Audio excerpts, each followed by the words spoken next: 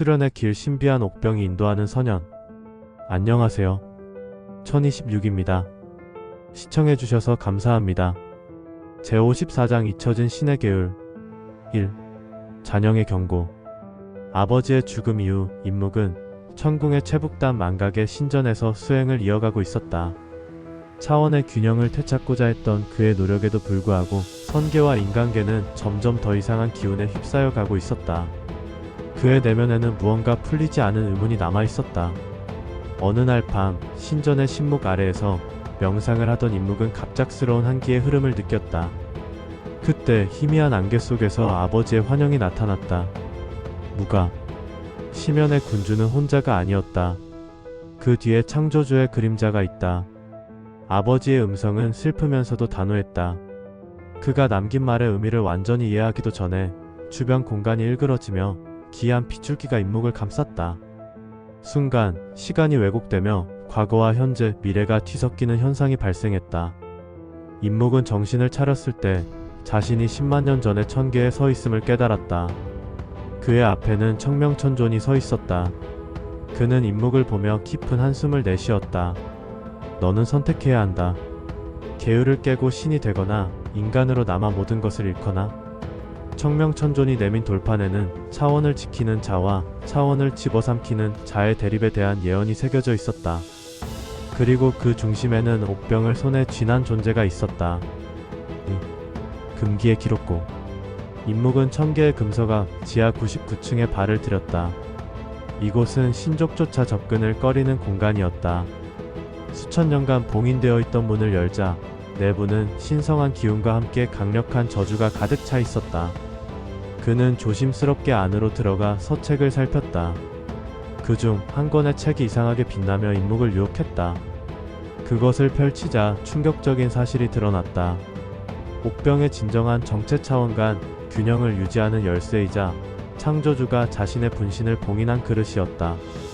선계의 기원 본래 12차원을 지배하던 태초의 신족이 내분으로 멸망하며 그 잔재가 선계와 인간계로 분리되었다. 최후의 계율 창조주의 부활을 막기 위해서는 시원의 정수를 가진 자가 스스로를 희생해야만 했다.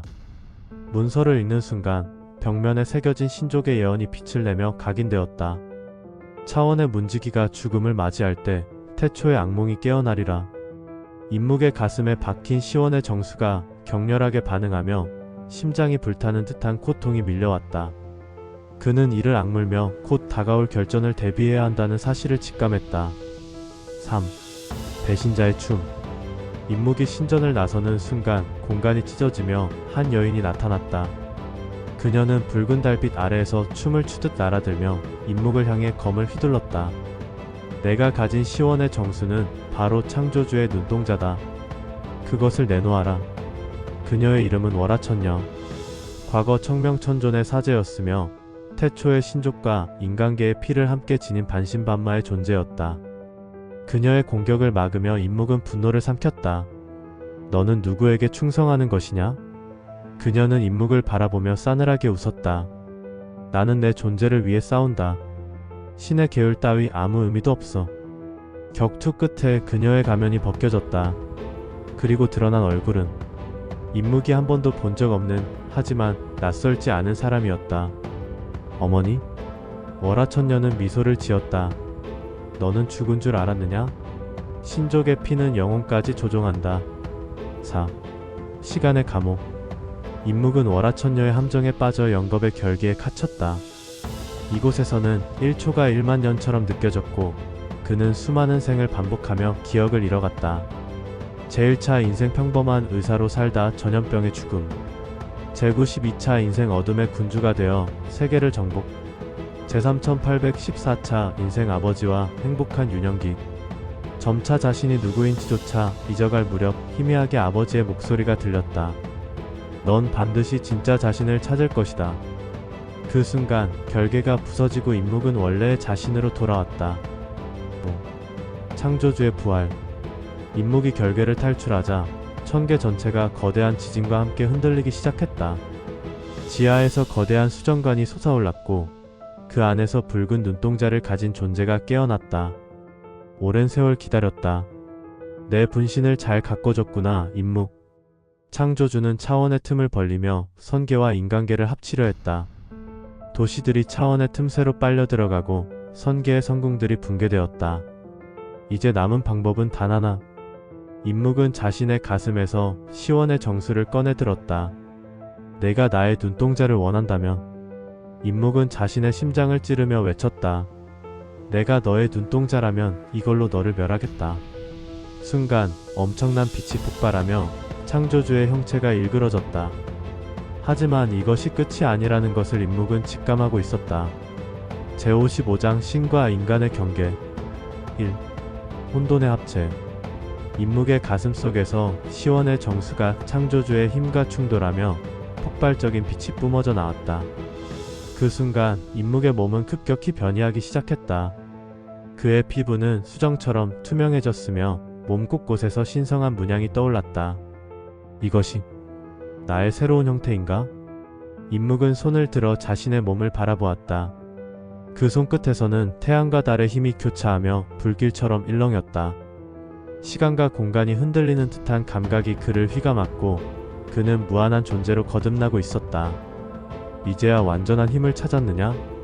창조주의 목소리가 그의 머릿속을 울렸다. 창조주는 미소를 지으며 말했다. 너는 이제 신의 반열에 올랐다.